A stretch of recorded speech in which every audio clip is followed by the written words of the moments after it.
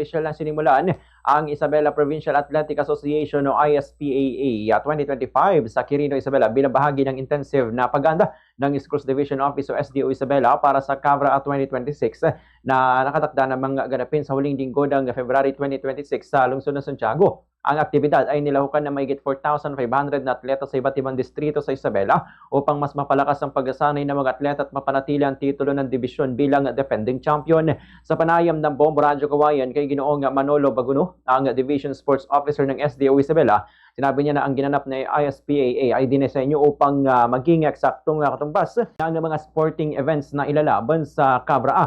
Ipinunto rin niyang layunin ng programa na mas mapino pa ang kahandaan ng mga atleta sa bawat sporting event. Kabilang sa mga ginamit na venue, ang Isabela Provincial Complex para sa swimming, athletics, archery at tennis, na tinitek naman na sumusunod ang mga pasilidad sa pamantayan, habang ang iba pang mga sporting events ay ginanap sa iba't iba pang mga lugar sa bayan ng Quirino. Ganito naman ang bahagi ng pahayag ni Ginoong Manolo Baguno. Patuloy lang na ibigay ang kanilang buong kakayahan.